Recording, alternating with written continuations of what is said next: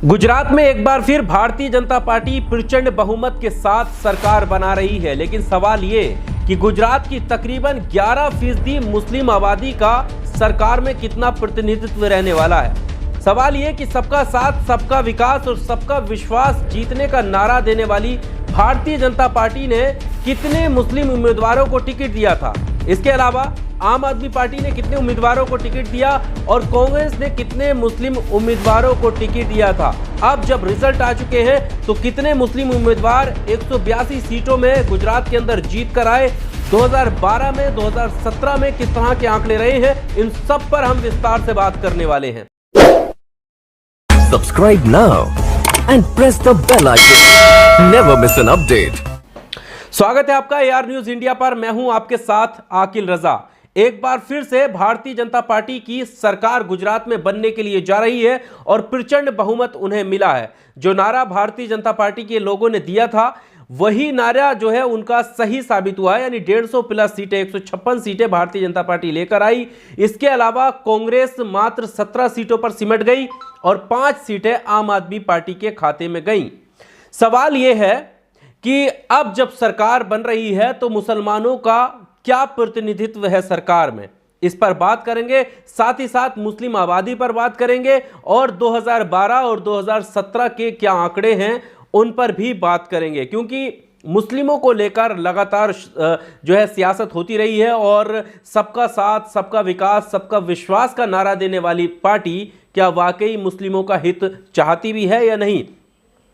तो आपको बता दें कि गुजरात की 182 विधानसभा सीटों में मात्र एक विधायक जो है वो विधानसभा में पहुंचेगा और उसका नाम है इमरान खेड़ावाला। इमरान खेड़ावाला कांग्रेस के टिकट पर जमालपुर खड़िया, जो अहमदाबाद की विधानसभा सीट है, वहां से जीत करके विधानसभा पहुंचे हैं और ये एकमात्र मुस्लिम विधायक हैं जो जीते हैं। इसके अलावा 182 में कोई भी मुस्लिम विधायक नहीं जीता है। 182 में से एकमात्र मुस्लिम विधायक जो हैं वो इमरान खेड़ावाला है। अब हम बात करते हैं कि आखिर ऐसा क्यों होता है, क्योंकि आबादी तो कहीं ज़्यादा है और आबादी के हिसाब से अगर कम से कम कितने विधायक होने चाहिए उस पर भी बात करेंगे। गुजरात की तकरीबन 10 से 11% मुस्लिम आबादी है और अगर इतनी आबादी के साथ माना जाए तो 17 से 18 विधायक जीत सकते हैं। और कितनी सीटें हैं उन पर भी बात करेंगे। 10 सीटें गुजरात के अंदर ऐसी हैं कि जो कि मुस्लिम वोटर्स जो हैं वो निर्णायक भूमिका में है, यानी जिसे चाहें वो जिता सकते हैं। 10 सीटें। इसके अलावा 20 सीटें ऐसी हैं जिन सीटों पर 20% से अधिक मुस्लिम हैं। और इसके आगे जब हम बढ़ेंगे तो 30 सीटें ऐसी हैं जहां पर 15% के करीब मुस्लिम वोटर्स हैं। तो इससे अंदाजा ये लगाया जा सकता है कि कम से कम 17 से 18 विधायक आराम से मुस्लिम जीत सकते हैं। लेकिन क्या वजह रहती है? जो मुस्लिम उम्मीदवारों को उतारने से भी पार्टियां कतराती हैं और मुस्लिम उम्मीदवारों की जो जीतने का आंकड़ा है वो भी बेहद कम नजर आता है। 2012 की भी अगर हम बात करें, 2017 की भी, और अब जो 2022 है। तो पहले 2022 पे बात कर लेते हैं। 2022 कांग्रेस ने 6 उम्मीदवारों को मैदान में उतारा था। इन 6 उम्मीदवारों में 3 उम्मीदवार वो भी हैं जो 2012 में जीतकर, माफ कीजिएगा, 2017 में जीत करके आए थे। तो 6 मुस्लिम उम्मीदवारों को कांग्रेस ने अपने टिकट पर मैदान में उतारा। आम आदमी पार्टी ने मात्र 3 उम्मीदवारों को अपने टिकट पर मैदान में उतारा और सबका साथ, सबका विकास, सबका विश्वास जीतने वाली, नारा देने वाली पार्टी भारतीय जनता पार्टी और विश्व की सबसे बड़ी पार्टी ने किसी भी उम्मीदवार को मैदान में नहीं उतारा। हम विश्व की क्यों कह रहे हैं? क्योंकि भारतीय जनता पार्टी के नेता ये खुद कहते हुए नजर आते हैं कि विश्व की सबसे बड़ी लोकतांत्रिक पार्टी भारतीय जनता पार्टी है, जिसने 182 कैंडिडेट में एक भी मुसलमान को टिकट नहीं दिया। तो ये लेखा जोखा रहा। बाकी AIMIM की तरफ से मुस्लिम उम्मीदवार थे, लगभग 14 के करीब मुस्लिम उम्मीदवार AIMIM ने अपनी उस पर उतारे थे टिकट पर। तो यह है लेखा जोखा कि कौन सी पार्टी ने कितने उम्मीदवार मैदान में उतारे। अब इसमें से मात्र एक पार्टी यानी कांग्रेस का एकमात्र विधायक जीतकर विधानसभा पहुंचा, जिसका नाम है इमरान खेड़ावाला, जो कि जमालपुर खड़िया से उम्मीदवार थे। अब हम बात कर लेते हैं कि 2017 में स्थिति क्या थी और 2012 में स्थिति क्या थी। तो आपको बता दें कि 2017 में 3 मुस्लिम विधायक जीते थे और तीनों के तीनों कांग्रेस के टिकट पर जीत कर आए थे। 2012 में मात्र 2 विधायक जीते थे। तो अब देखिए 2012 में 2 थे, 2017 में 3 हुए, फिर 2022 में घटकर मात्र 1 रह गया। वो गुजरात जहां पर तकरीबन 11% मुस्लिम आबादी है, मात्र 1 मुस्लिम विधायक जीतकर विधानसभा पहुंचता है। तो क्या ये मान लिया जाए ऐसे वक्त में जब भारतीय जनता पार्टी की प्रचंड बहुमत से सरकार आ रही है और 156 सीटें वो लेकर आए, ऐसे में क्या ये मान लिया जाए कि भारतीय जनता पार्टी का जो नारा है सबका साथ सबका विकास वो सही है, वो सबको साथ में लेकर चलने का काम कर रहे हैं, या किसी एक कम्युनिटी को कहीं ना कहीं पीछे छोड़ दिया गया है। जैसा कि हमने बताया कि परसेंटेज के हिसाब से अगर देखा जाए, वोटिंग परसेंटेज जिन सीटों पर जितनी है और निर्णायक भूमिका में जितने मुस्लिम 10 सीटों पर हैं, अगर ओवरऑल देखा जाए तो कम से कम 18 सीटें मुस्लिम उम्मीदवार जीतने चाहिए, 18 सीटों पर।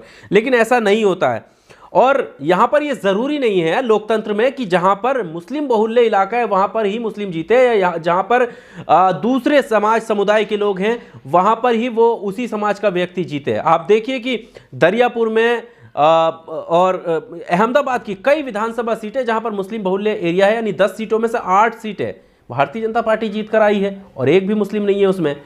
तो फिर क्यों कोई मुस्लिम कहीं ऐसी जगह से नहीं जीत सकता जहां पर मुस्लिम आबादी कम है? ये सोचने की जरूरत है। जो लोकतंत्र मजबूत होने का दम भरते हैं और दावा करते हैं कि देखिए कितने मजबूती से हम लोग चुनाव लड़ते हैं इस लोकतंत्र में, उसे ध्यान देना चाहिए कि क्या वाकई लोकतंत्र की सारी चीज़ों का ध्यान रखा जा रहा है।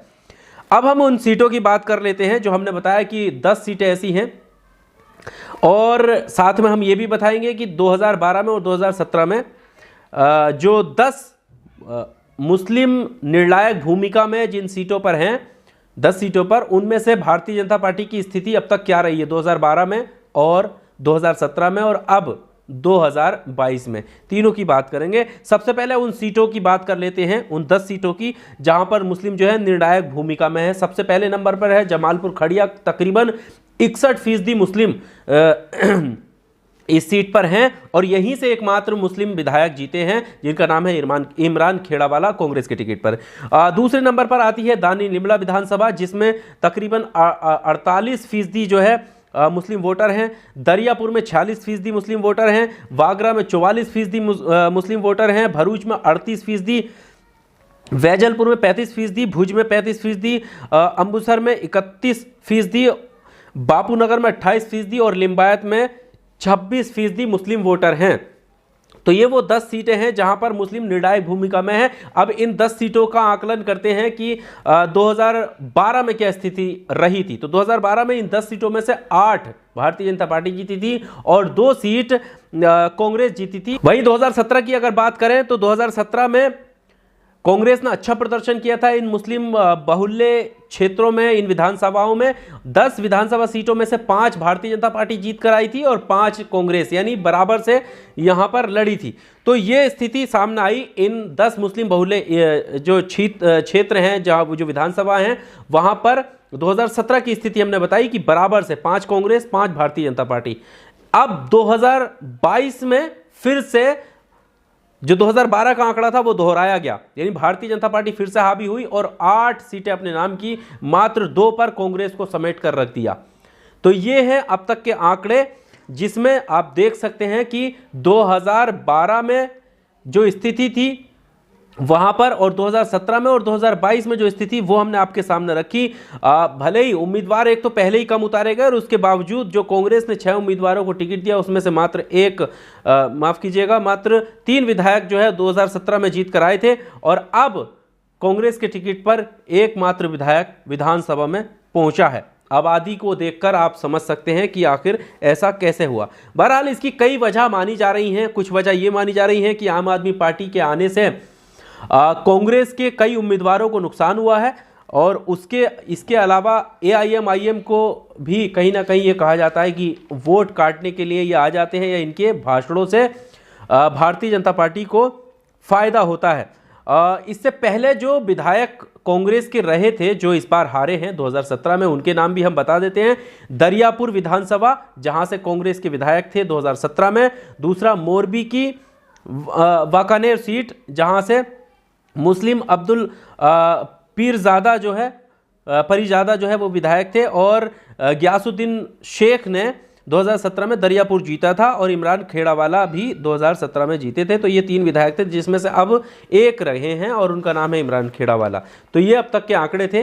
बहरहाल इस वीडियो में सिर्फ इतना ही। इस तरह की जानकारी को लेकर, एनालाइज को लेकर आपका क्या कुछ कहना है, इस पर बात होनी चाहिए या नहीं होनी चाहिए, आपकी जो भी राय है कमेंट बॉक्स में आकर अपनी राय जरूर दीजिएगा। अगर आपको लगता है कि ये इन्फॉर्मेशन आगे तक पहुंचनी चाहिए, लोगों तक पहुंचनी चाहिए, आखिर क्यों एक बड़ी आबादी को समेटकर पीछे धकेला जा रहा है, तो आप इस वीडियो को ज्यादा से ज्यादा दोस्तों शेयर कीजिएगा। शुक्रिया। Subscribe now and press the bell icon. Never miss an update.